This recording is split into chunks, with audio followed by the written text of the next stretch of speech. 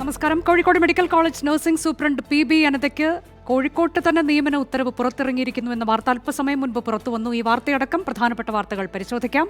വാർത്താമഴ ആരംഭിക്കുന്നു. എല്ലാ പ്രേക്ഷകർക്കും സ്വാഗതം. ആദ്യ വാർത്തയിലേക്ക്. ICU പീഡന കേസിൽ അതിജീവിതയെ പിന്തുണച്ച നഴ്സ് PB അനിതയെ കോഴിക്കോട് മെഡിക്കൽ കോളേജിൽ തന്നെ നിയമിച്ച് ഉത്തരവിറക്കി. മെഡിക്കൽ വിദ്യാഭ്യാസ ഡയറക്ടറാണ് ഉത്തരവിറക്കിയത്. ഉത്തരവിന്റെ പകർപ്പ് 24-ന് ലഭിച്ചു. ഹൈക്കോടതി അന്തിമ വിധിക്ക് വിധേയമായാണ് നിയമനം. ഇന്ന് ഉത്തരവിറങ്ങുമെന്ന് 24 രാവിലെ തന്നെ റിപ്പോർട്ട് ചെയ്തിരുന്നു. ദീപക് ധർമ്മടം വിശദാംശങ്ങളുമായി. ദീപക്, രാവിലെ തന്നെ നമ്മൾ റിപ്പോർട്ട് ചെയ്തൊരു വാർത്ത, അതിനുശേഷം വൈകിട്ട് ആരോഗ്യമന്ത്രി മാധ്യമങ്ങളെ കാണുമ്പോൾ പറഞ്ഞിരുന്നു കൃത്യമായി തന്നെ നിയമനം ഉണ്ടാകുമെന്നുള്ളത്. ഇപ്പോൾ നിയമന ഉത്തരവ് കൂടി പുറത്തിറങ്ങുമ്പോൾ അതിൽ എന്തൊക്കെ കാര്യങ്ങൾ വിശദമാക്കുന്നുണ്ട്?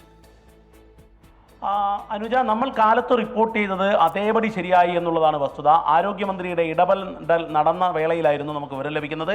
DMEയുടെ അടുത്ത് നിന്നും ഫയൽ വിളിച്ചു വരുത്തുന്നു. അതിൽ കർശനമായി തന്നെ നിർദ്ദേശം നൽകുന്നു.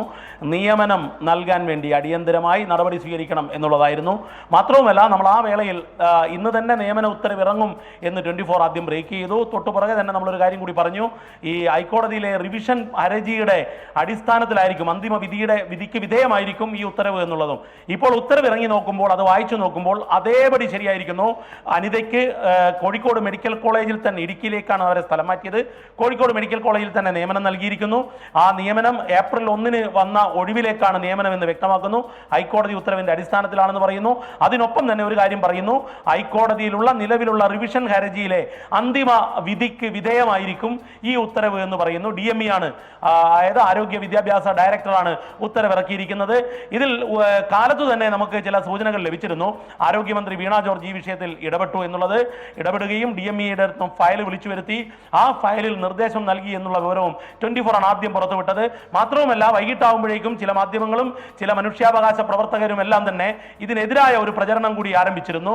അത്തരത്തിൽ ഉത്തരവിറങ്ങില്ല, ചില പ്രചരണങ്ങൾ മാത്രമാണ്, നുണപ്രചരണമാണ് എന്നുള്ള രീതിയിലുള്ള ചില നുണപ്രചരണങ്ങൾ ചിലർ ഏറ്റെടുത്തു നടത്തിയിരുന്നു. ചില മാധ്യമങ്ങളും അതിൽ പങ്കാളികളായിരുന്നു. അവരുടെയൊക്കെ യൂട്യൂബ് പ്രചരണങ്ങൾ ചിലർ പങ്കുവെക്കുന്നത് നമ്മൾ കണ്ടതാണ്. പക്ഷേ എന്നാൽ 24 കൊടുത്ത വാർത്ത 100% ശരിയാവുകയും അതേപടി ആരോഗ്യ വകുപ്പിന്റെ ഉത്തരവിറങ്ങുകയും ചെയ്തിരിക്കുന്നു. മാത്രവുമല്ല, ആ ഉത്തരവിൽ ഹൈക്കോടതിയുടെ അന്തിമ വിധിക്ക് വിധേയമായിരിക്കും ഉത്തരവ് എന്നുള്ള പരാമർശവും വളരെ വ്യക്തമായി തന്നെ ഉണ്ട്. അനുജ, ദീപക്, ഇതിലിപ്പോൾ ഒരു പുനഃപരിശോധനാ ഹർജി കൂടി സർക്കാർ നൽകിയിട്ടുണ്ടല്ലോ. അതേക്കുറിച്ചും ആരോഗ്യമന്ത്രി ഇന്ന് പറയുന്നുണ്ടായിരുന്നു.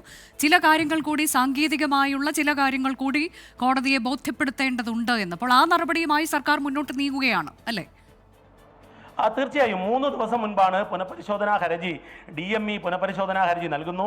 ഈ പുനഃപരിശോധനാ ഹർജിയുടെ പശ്ചാത്തലത്തിലായിരുന്നു, അതായത് ഈ DMEയുടെ അന്വേഷണ റിപ്പോർട്ടിൽ PB അനിതയ്ക്കെതിരെയും ചാർജ് ഉണ്ടായിരുന്നു. പക്ഷേ എന്നാൽ അത് തുലോം ചെറിയ ചാർജ് ആയിരുന്നു.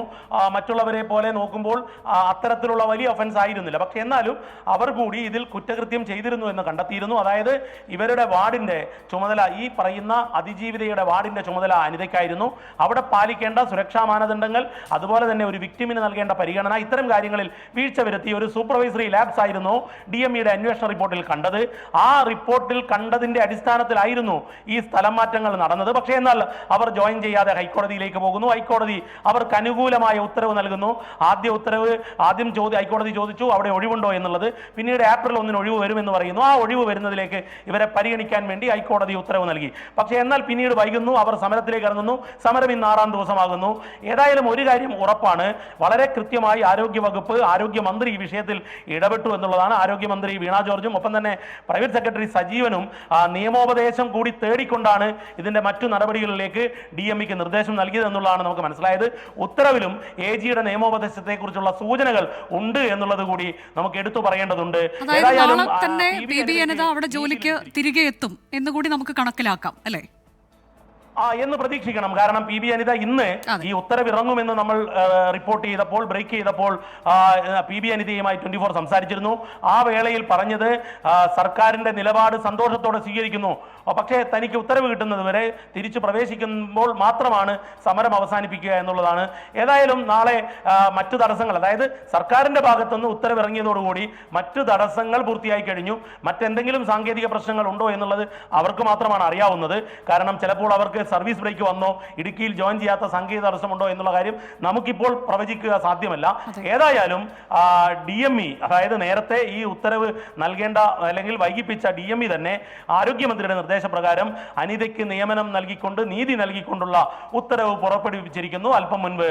അനുജ, ഹൈക്കോടതിയുടെ ഉത്തരവ് ഇവിടെ നടപ്പിലായിരിക്കുന്നു. ICU പീഡന കേസിൽ അതിജീവിതയെ പിന്തുണച്ച നഴ്സ് PB അനിതയെ കോഴിക്കോട് മെഡിക്കൽ കോളേജിൽ തന്നെ നിയമിച്ച് DME ഉത്തരവിറക്കിയിരിക്കുന്നു. മെഡിക്കൽ വിദ്യാഭ്യാസ ഡയറക്ടറുടെ ഉത്തരവ് അല്പസമയം മുൻപാണ് പുറത്തു വന്നത്. ഹൈക്കോടതിയുടെ അന്തിമ വിധിക്ക് വിധേയമാണ് നിയമനം എന്നുകൂടി ഉത്തരവിൽ പറയുന്നുണ്ട്. ഇന്ന് ഉത്തരവിറങ്ങും എന്നുള്ളത് 24 രാവിലെ തന്നെ റിപ്പോർട്ട് ചെയ്തിരുന്നു. അതിനുശേഷം വൈകിട്ട് മാധ്യമങ്ങളെ കാണുമ്പോൾ ആരോഗ്യമന്ത്രിയും ഇക്കാര്യം ഉറപ്പിച്ച് പറഞ്ഞിരുന്നു.